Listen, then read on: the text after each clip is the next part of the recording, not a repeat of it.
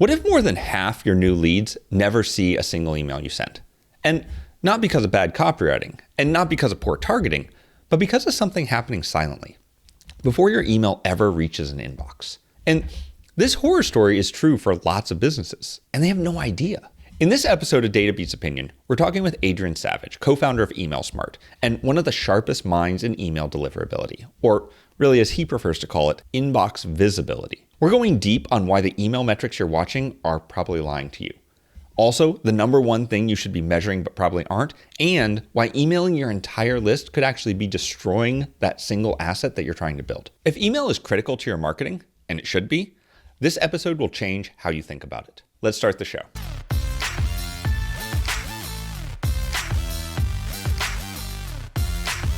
Adrian, super happy to have you. Hello. This is exciting. We've known each other forever, way back in the day. Years I don't even years. want to think about how long it's been. More than 10 years.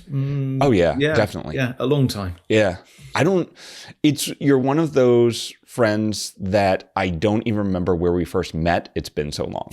And those are the best friends. So I'm super happy to have you on this. And man, email is it's a changing. Yeah. So I think this is very apropos, and I'm really excited to talk to you about this. Awesome. Let's go for it. Yeah. So for people who don't know you, give us a little bit of your backstory. How email is, and especially email deliverability is such a thing. How'd you get into this? Yeah, you don't kind of wake up one morning and think, hey, I want to be an email deliverability specialist. Unless you're a masochist. And I'm not, definitely not. I got into tech when I was still in short pants. I was about 7, I think, when my dad brought an Apple II computer home, if anyone remembers those. And I read the manual and taught him how to use it. So I've been a geek for the last, 45, 46 years, something like that. I'm showing my age a bit. Did the usual corporate stuff, escaped from that maybe 15 years ago. My ex-wife very kindly moved to the other end of the country with my kids. And the only way I could keep seeing them was by quitting my job and going into the big bad world of being an entrepreneur. So that was how I got into the world of email marketing, because I joined mastermind groups and I was the only techie guy in the group. So everyone was like, hey, Adrian, how do I do my email marketing? And then a couple of years later, it was like, hey, Adrian, some people aren't seeing my emails. So that's how it all started. Is I just kind of stumbled across people that were having what turned out to be deliverability problems. And I just started learning about how to get the emails to land in the inbox. And back then, 10, 12, 13 years ago, it was a very different landscape to what it is today. Back then, as long as you didn't have certain spammy words in the subject, and as long as the server you were sending from was well trusted, then your emails would get through pretty much. Fast forward to now, and there's a million different rules that you got to follow if you want your emails to be seen. So it's changed a lot in that time. I started off writing software to help people get their emails seen, and I think that's how you and I first met when I launched We Deliver back in 2015 or something like that. Right, yeah. And then from there, as Google started to change their rules, and back in the late kind of 2018, 2019, even Google were using AI to decide whether to deliver emails or not. Things changed so that rather than where you were sending it from, they started looking at what you as a sender were doing. And it's all evolved further from there, and it gets more complex. So one of my jobs is to stay ahead of the game there. I'm very lucky that Evan, who's my co-founder of Email Smart, he's even more of a nerd than me when it comes to how emails land in the inbox.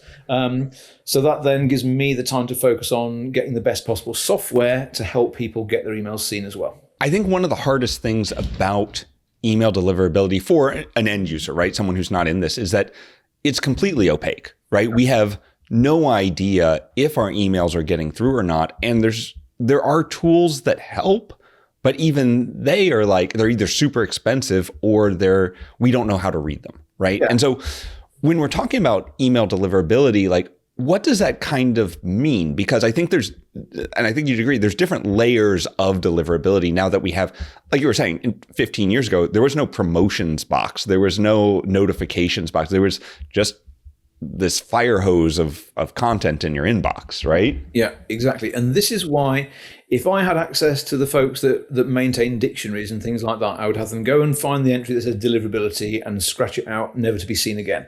Because nobody understands what the word actually means. Some people think it means delivery. Other people means, has it landed in the inbox? Other people think it's something that my email provider is going to take care of anyway, so I don't care. And this is why I hate that term, because it confuses people. It sounds incredibly techy. It's very easy to just say it's someone else's problem and so on. So this is why I'm trying to focus a lot more on what really matters here, which is what I call inbox visibility. Is your mail landing in the inbox, and is it being seen? Because if your email isn't being seen, it doesn't matter how good your offer is. It doesn't matter how amazing your audience is. It doesn't matter how good your copy is. If someone doesn't see your email, you can't make a sale. It's as simple as that. So we don't care if it's been delivered or not. We care, has it been seen? That's what matters here. What is the measurement of being seen? Because it can't be open rate, because an open rate, now that they auto open emails and stuff, is a difficult number at that point. So like, what does being seen mean? This is the challenge. You cannot measure it, because the only people that know if your email has been seen or not are the mailbox providers themselves. The only person that knows, if I send something to your Gmail address, the only person apart from you that knows if you've read it or not is Google. And they sure as hell ain't telling anyone. So you can put as many tracking pixels and whatever else as you want in there. But as you just said, Apple and even Google these days, they sometimes preload those things. So it looks like someone has opened something, even if they haven't. So we can't track opens like that. We can't track clicks, because let's face it, if you send an email out and you get a 3% click rate, you have a party. But that doesn't mean that the 97% didn't open the email. We just don't know.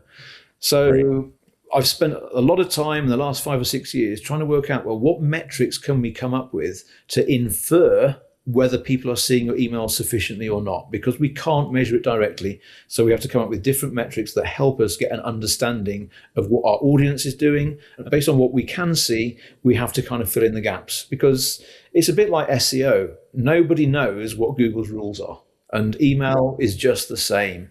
And anyone who says they've got this software that will tell you whether it lands in the inbox or the promotions tab, that's great, but they're mainly, with the greatest of respect, they're selling snake oil, because the only way you can tell if an email lands in the inbox or not is to look inside an email, inside a mailbox.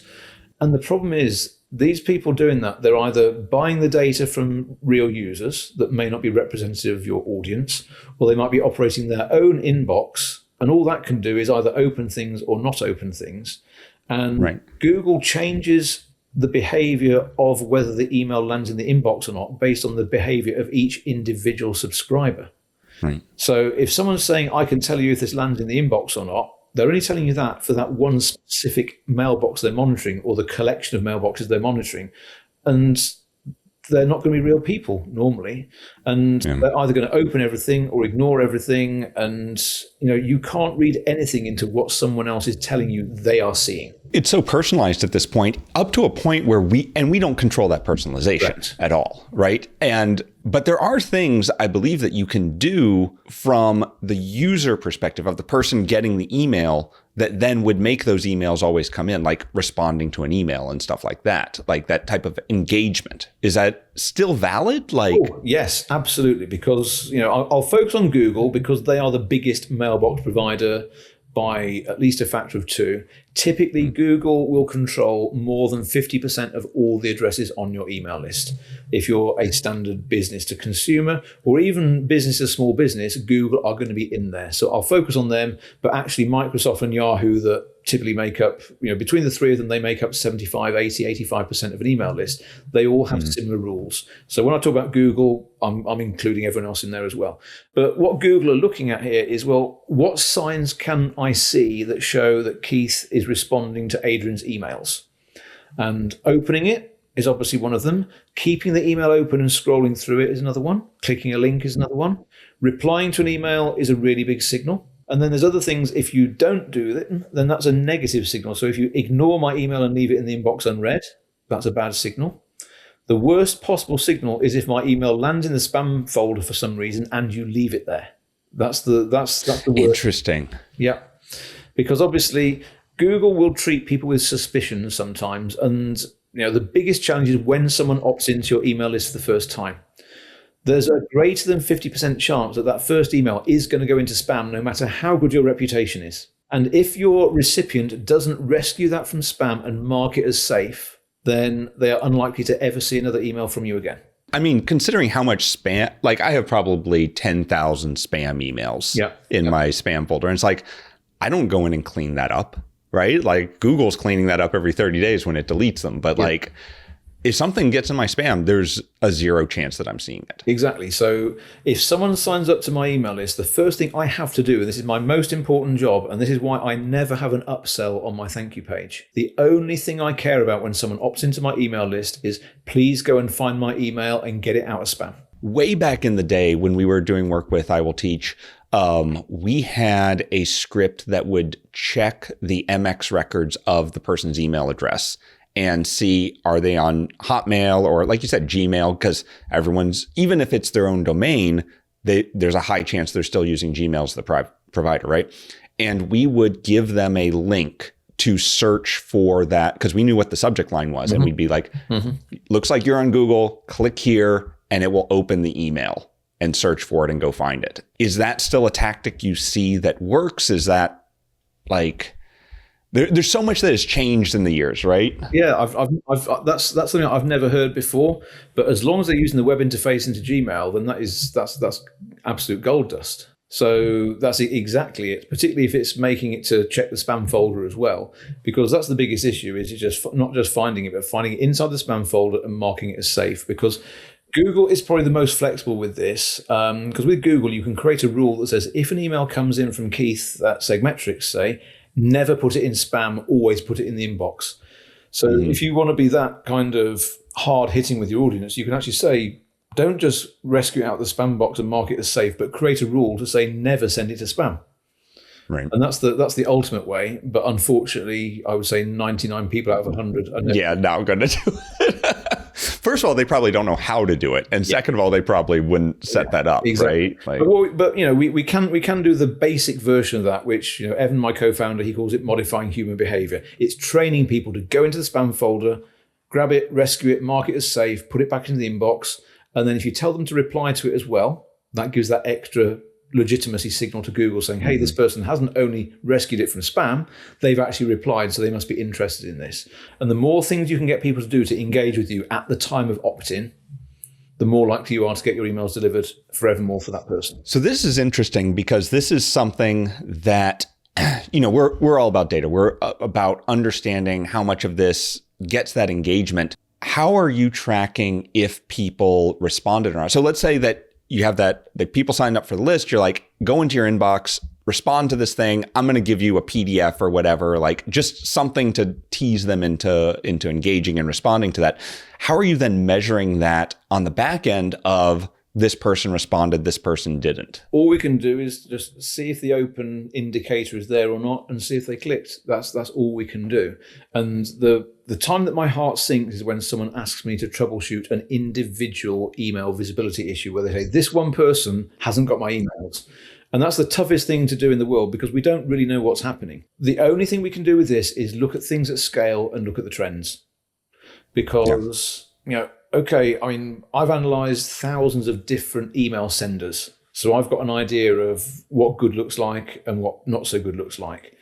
To some extent, as long as the metrics are within a tolerance range, somewhere in the middle. So it's like if a typical open rate is somewhere between 45% and 60%, then it means people are doing okay. If the click rate is 1-2%, ideally higher, then that's okay. And then you have to look at the trends because obviously we know that Apple are kind of they are distorting the figures because they're making it look like a lot more emails were opened than really were. But and this is why I expect to see an open rate of 50 to 60% these days, because that includes all of the fake opens and things like that. So as long as it's that range, it's okay. But the thing that matters is the trend. Because as long as you are fairly consistent with your opens and your clicks, you're doing okay. If they start to go down, you know you've got a problem, and that's when you need to investigate. And that's looking at kind of the simple stuff.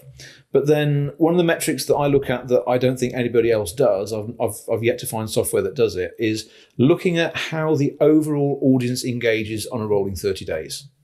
Mm-hmm. And what I'm looking at there is, well, how many people have opened at least one email in the last 30 days? How many people have clicked at least one email in the last 30 days? We can control that level, because obviously if they're not clicking or not opening, we can stop sending to them. And that will artificially inflate the percentage of people opening or clicking. Because, I've always joked to clients that I can double their open rate overnight. And the way I do it, just by sending less emails. I just delete half their contacts off their list that haven't opened for a while. And suddenly the number of openers hasn't changed, but the open rate's doubled. And here's the thing. Google will love you if you've got a high open rate, because what Google want to do is they want to make money from the ads that they display when someone opens an email. If you've got a low open rate, you're not making Google much money. So it's very much in your interest to only send emails to the folks that have recently opened something, because they're the ones that are most likely to open the next one. Right. And that's what matters here. Because the other side of that as well is, and this is probably the least talked about metric ever. The reason I'm really excited to be sharing this on this particular podcast is because I would expect that the majority of people listening to this will be fairly clued up about numbers and ROI and how well things are performing. Because a lot of my clients spend a lot of money on ads. Maybe $10,000, $20,000, $30,000 a month is not uncommon. Now, if you are doing this right, you're going to be doing lead gen on the front end, capturing the email address, and then following up, because we know that not everybody buys straight away. So if the follow-up emails aren't getting through, then you are losing the ability to sell to those people. And for a typical new client or new prospect that I look at, the metric that I look at is what percentage of new leads have opened something in the first 30 days. Now, it is possible to achieve 90% of people opening something in the first 30 days. The challenge is that most businesses, it's less than 50%. And one guy I spoke to last week, who's coming on board as a client now, it was under 10% of his new leads doing anything in the first 30 days. He was spending 30 grand a month on ads. And he was wondering why his launch had gone from 100K last year down to 25K this year. And that was why nobody was seeing his email. That's painful. And he wasn't measuring that metric, but most people don't. So if there's nothing else that you take away from this podcast, the one thing I'd encourage you to do is look at all the people that have joined your list in the last 30 days and work out the percentage of them that have opened something. If it's not 80 or 90%, then you've got some work to do. And similarly, you need to look at the percentage of new leads that are clicking. If you're not getting 50% of your new leads clicking, then again, you're leaving money on the table. You're wasting ad spend. And Evan, my co-founder, he's got a very well-known client in the coaching personal development space. She is achieving 75% of new leads clicking, which is insane. That puts her in the top 1% of all of our people that we've ever measured. That's crazy. So it's possible to get 75%. I would say that 50% is a reasonable target. And if you're nowhere near that, then please get some help. Now I kind of want to see what our numbers are. So it's interesting because, we have that partnership with Kit. Kit Insights is running on SegMetrics on our data platform and everything, and using our analytics. One of the first things that Nathan and the team came to me with was the most important thing for our customers is to understand the engagement of that list, and especially not only just in the 30 days, but continuing. And we were like, yeah, that's an easy thing to do. But we had never thought of it in those terms before of, oh, this is something that just needs to be out of the box. This isn't a report that you go build. This is like a core fundamental piece of how your marketing is doing, is that engagement, especially in 30 days. And he was like, here's what it needs to look like. And he has this really cool graph that he sent me. And I'm like, this is brilliant. And so we built that out, and that it's kind of in Kit Insights right now and main SegMetrics of like, of the people on my list, how long from the day they are created to whenever they stop are they engaging with those emails, right? What's that engagement life cycle over time? And it's interesting to watch that drop and drop and drop over time. But you're exactly right. In that first 30 days, you really just have to have people completely engaged because it drops off so quickly. And that's the challenge. I mean, if someone has signed up to your email list, in theory, they are that is the most likely they are ever to engage with you. The only other time they're going to be as likely to engage is when they just bought something. So that means you've got a golden opportunity to actually get that engagement there and then. And if you don't manage that in that moment, then you've lost them. When you're talking about that first 30 days, and you're talking about that 75%, that 90%, is that at the end of that 30 days or is that at some point? Because everyone's opening probably the first email or the second email, but from the beginning to the end, how high do you want to keep that engagement there? I'm not actually measuring that, believe it or not, because all we're looking at is just that average 30 days. Because got it. Okay. What I have looked at is the 30-day average isn't all that different from the 7 days, because as you said, if they haven't opened something in the first few days, they're probably never going to open anything in most cases. Yeah. So we're measuring it 30 days because that's how far back we're looking as well. So that way then, if there was a contact that was added 30 days ago, then that's still catching those ones as well. But on the whole, I would agree that it's getting them to open that first email is what matters. And then the hardest thing after that is to get them to keep opening. Because normally in a typical, I don't know, I've seen someone in the past, they had a 12 email welcome sequence. And by the time they got to email number 12, then the engagement rate had dropped off from 70% open for the first one down to about 15% for the last one, because it became irrelevant. So the thing that is definitely different to years ago is that human attention has dropped massively. So you need to get to the point quicker, get your message out quicker, make the emails shorter, and make sure there's always something to keep them engaged. Because the other challenge is that 3 or 4 years ago, people would keep opening your emails, and then they might stop for a while. They might have a couple of weeks before they see your emails. They might have a month, and then they come back and open another one. These days, what I call the point of no return has dropped to about 13 or 14 days.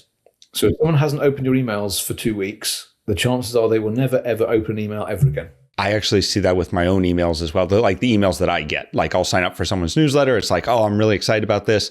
And I'll read a few of them. And then life gets in the way. Yep. And then I stop reading. And after 2 weeks of not reading, it's just like it's sitting there in my inbox and I'll get to that later. Is like the killer of that. Yeah. It never happens. It never happens. So this is something Laura Roeder at Meet Edgar was talking about her nurture sequence for people when they join the list. And she's like, we give out whatever they opted in for, that magnet, and then it's hard sell for 10 days. Yeah. And it is every single day, every email is a hard sell.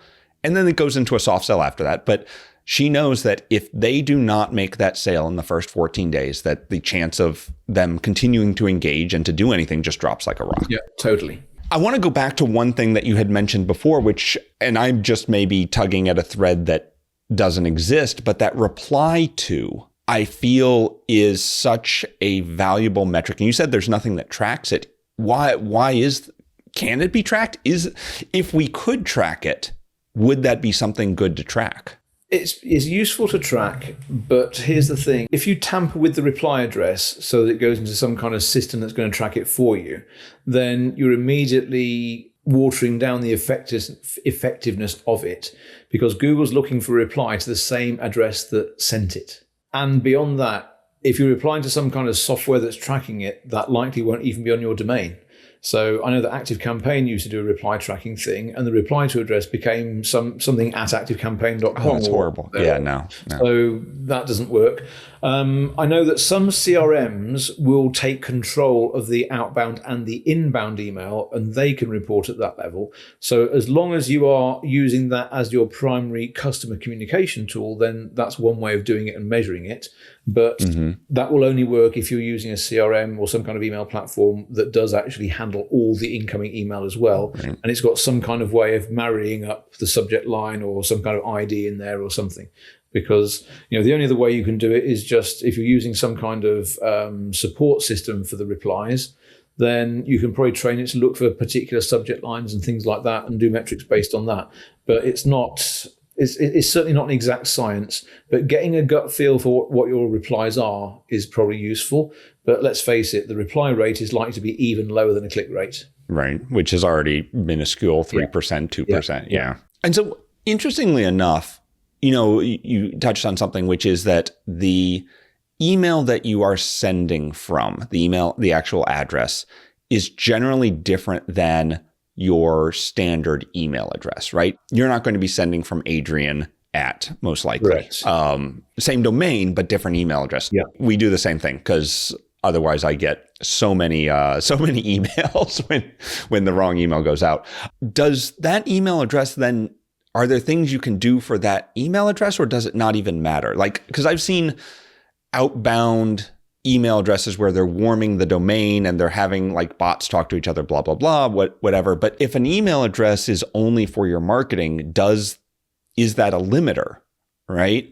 You get what I'm saying? Yeah. I don't know if I'm asking a smart or a dumb question. It's not that much of a limiter because as far as Google are concerned, the domain is the domain. Got it. Now, if you start splitting things out into subdomains, so you might have a subdomain for your marketing emails, then that does start to have a little bit more of a bearing on it.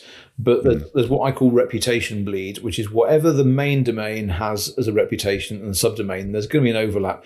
If you've got a subdomain that you're sending all your marketing from and you get loads of complaints and the reputation drops for that, it will still bleed back into your main domain. So you can't completely protect things. And interestingly, I've seen cases where people have spun up a whole new domain, almost a burner domain, if you like, to try and just send junk mail and things like that. Mm-hmm. When they've done that, or they've done it because they'd already trashed their main domain, and they thought, I'll spin up a new domain, and that's going to solve my problems.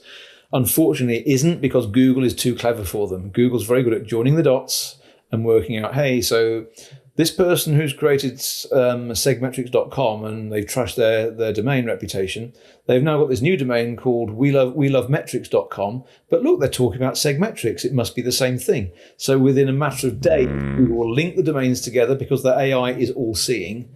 And it doesn't matter how you try and game the system and pull the wool over Google's eyes, they're going to spot that, and you will see that the reputation of the new domain you just spun up will very quickly crash down the same way that the original one did. So you can't game the system. I think that's, I'm going to go off on a quick rant there about gaming the system as well, because you see people selling software or solutions and say, put this magic code into your email and I'm going to get your email out of the promotions tab into the inbox or whatever. The crazy thing is it works.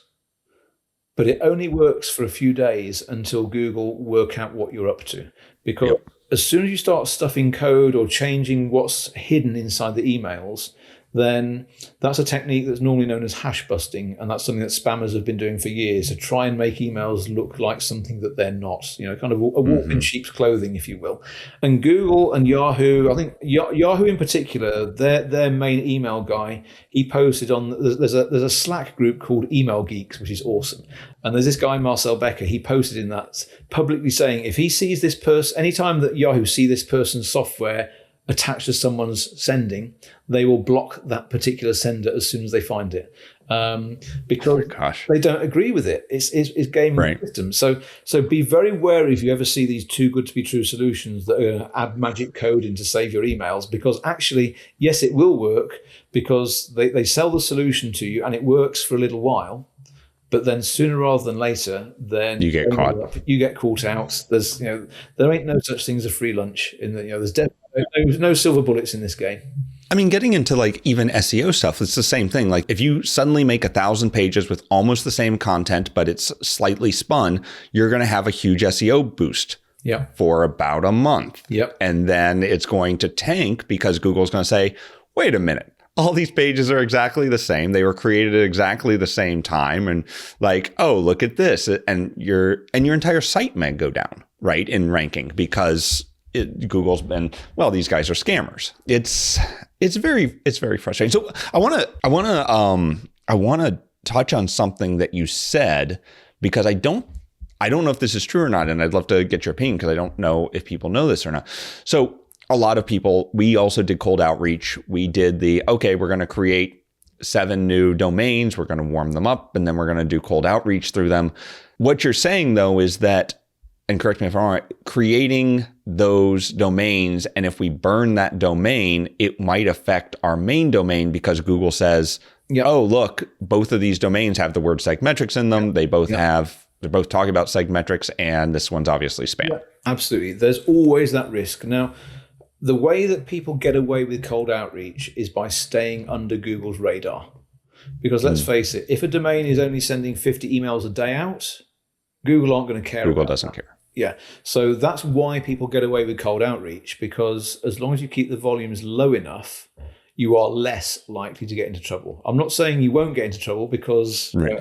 any kind of cold email, unsolicited email, is still considered spam by Google. It's just that as long as you keep it low enough, and as long as you can craft it in such a way that you're less likely to get spam complaints and you're more likely to get good results, okay.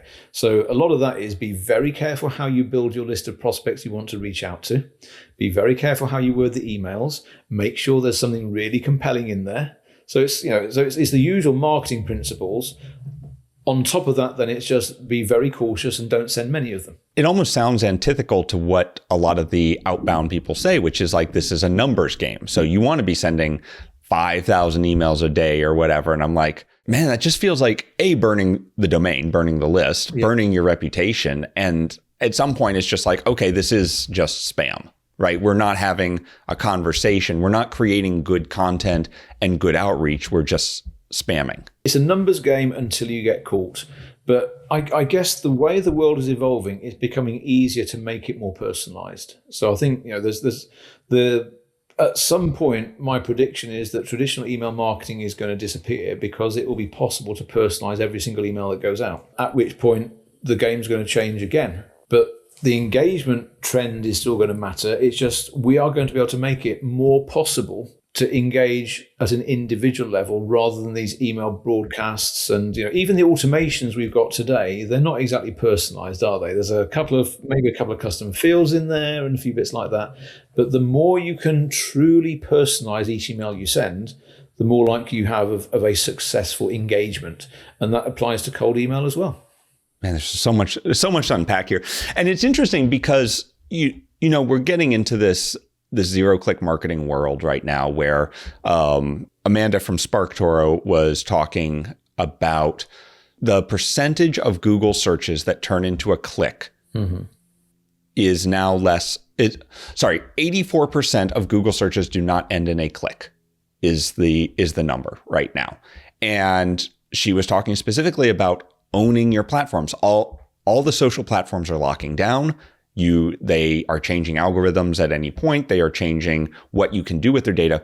And at the end of the day, the only thing you can control is your email list. Yep. And, you talk to people who have large email lists. You talk to Brendan Dunn, you talk to Ramit Sethi, you talk to Eben Pagan, you talk to any of these people, and like, would you rather lose all your money or lose your email list? And everyone's like, lose the money, right?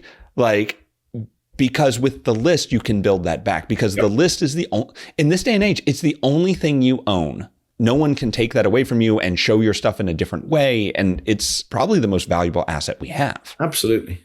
And I can't see that changing, because even, my prediction is that a year from now, AI is going to be controlling what people see in their inbox, because you won't get a traditional list of here's all the emails you've received today. Instead, there'll be some kind of AI curated list saying here's the things you need to know today. But the transport mechanism underneath that is still going to be email. There's still going to be an SMTP connection from the mail platform to Gmail or something like that. It's just what sits on top of it is going to be different.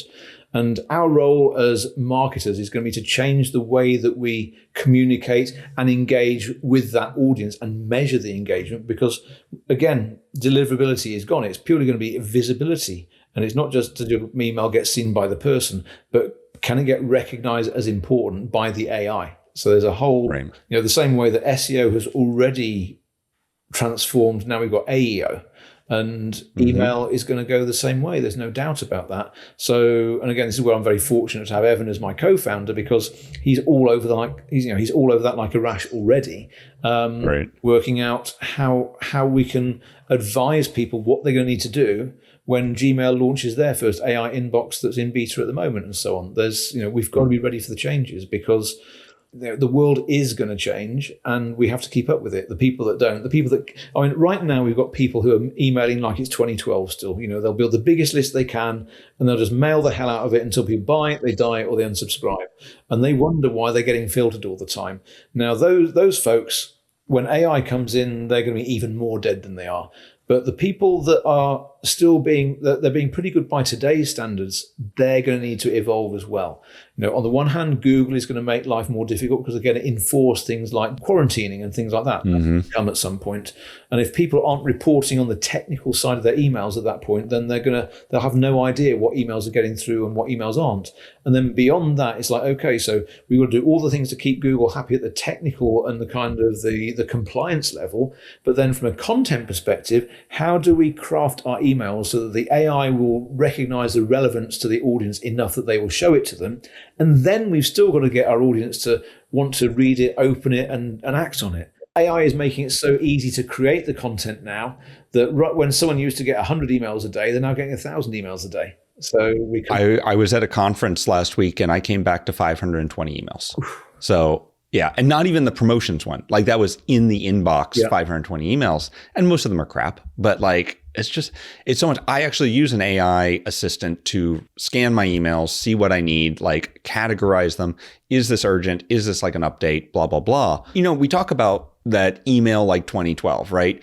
And it's interesting because I've worked with people with giant lists. I've worked with people with small lists, and the value per person is so different. So if you have 1 million, 2 million people on your list, they're probably worth a penny a piece, right? On average, your lead value for anyone on your list is probably a penny.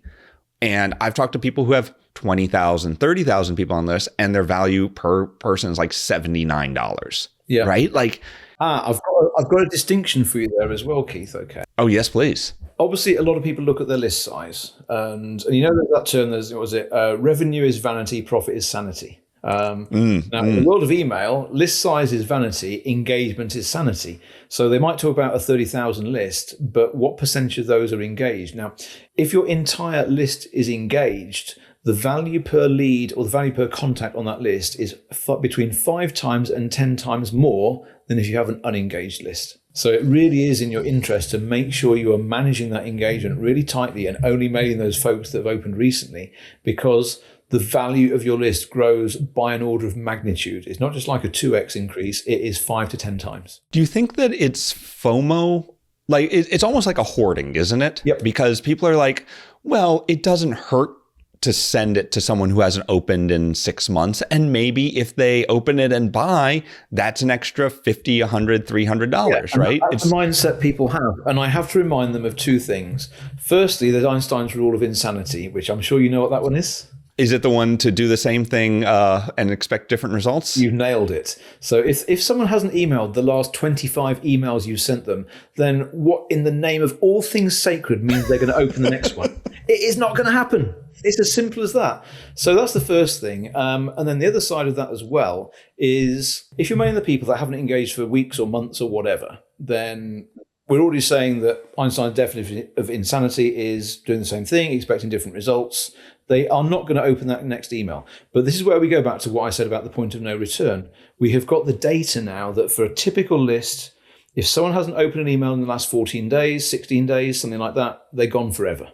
So there's no point. One of the tools that I released this year is called my reputation checker. And one of the things it's got in there, kind of a byproduct of what I built, is what I call the sending behavior and the results of that. So on a day-by-day basis, I can plot a graph showing how recently did they engage from green through to red. So green is the last 7 days, yellow is the last 30 days, then it goes to different shades of red.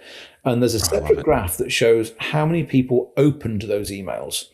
And the headline news is this: you can barely ever see any of the red folks opening anything. Hardly ever.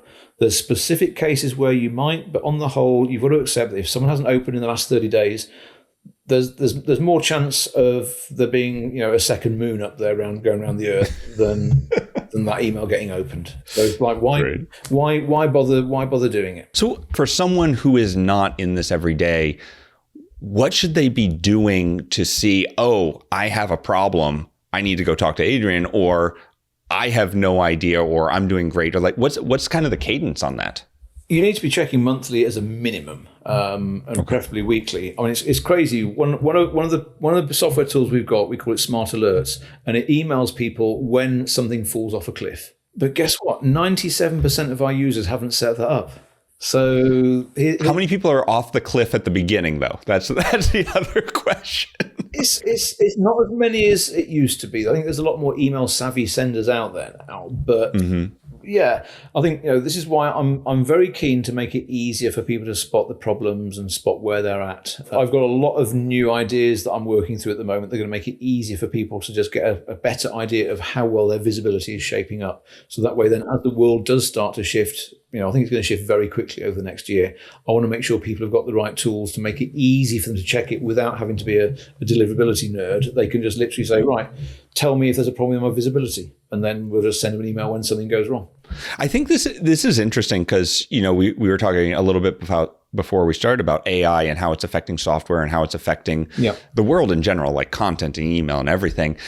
And I think a lot of the benefits that you and I both have in this new kind of AI focused world is that these are hard things to do, and they're not things that AI can do now and probably won't be able to do later on because they have to have this structure behind them.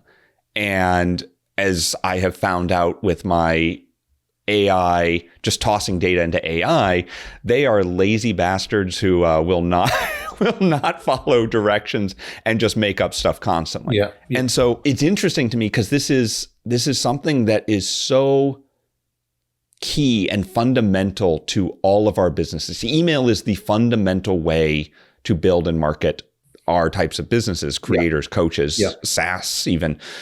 And it's not something that you can stick an AI at and go like, how's it going? Right? Because there is so much behind the scenes that needs to be understood and calculated, and it's always changing. And interesting you say that, because I've had a lot of people now saying, oh, I've asked Claude what to do to help my deliverability. And I hate to say this, but what it comes up with is third rate at best. Even, I have tried training different AI models with some of my own frameworks and tools, and it still gets it wrong. Yeah. So someone without that detailed training and context to start with is going to struggle even more. So, it gets a few bits right, but in some cases, I've seen one case where the AI was telling people to do things that was actually going to tank their deliverability and not improve. You should stuff your email with all this extra metadata. Crazy. We had the same thing. So we were doing, I was testing out some AI analytics because everyone does. And I tossed in about 800 records of trials that had come in. And I was like, analyze these records. Let me know where they're failing on these onboarding, or like what's the biggest trouble that they're having, blah, blah, blah. Just looking at the raw data, right? So I uploaded CSVs. And it had this weird number in it. And I was like, that's a really weird number. What's with that number? And it said, oh, you uploaded 800 records. I just looked at the first 10. And I'm like, you did what? Like you say, lazy. It is. And it's not smart. It's just it's just regurgitating everything. And sometimes that's great. But if you're looking for something that is constantly changing, like email deliverability, if you're looking at something that is so nuanced, like email deliverability, like it can't keep up, and it's going to lead you astray. Yeah, totally. Right? Like, I want to finish this off with one final question. And this is supposed to be lightning round, but I have a feeling this might go a little bit long. What's the biggest email mistake that you see businesses make? Like, what's the one thing that you see people time and time again, and you're just like, oh my God, why are you doing that? It's very simple, actually. People don't realize that every single email you're going to send is either going to help your reputation or harm it. And people don't realize that. They see their entire email list as an asset, whereas if you're mailing the wrong people on your email list, it becomes a liability. So it's as simple as that. Mailing the wrong people is the biggest mistake, and the wrong people are the ones that haven't opened for a while. It ties in a lot with what I've been seeing and thinking, especially in the realm of AI content, where people have removed that personalization. Everyone's just a number. I have a list of 50,000, 100,000, whatever, and I'm just looking at those percentages. I'm not looking at the people behind them. Mm-hmm. I'm not making sure, am I sending to people who are engaged, or am I sending this message to the right customer demographic within my list?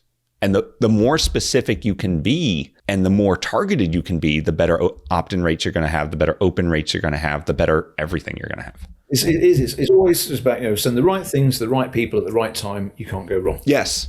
It is 200, 300-year-old advice, and it's still the main piece of business marketing. And Absolutely. we just keep forgetting it.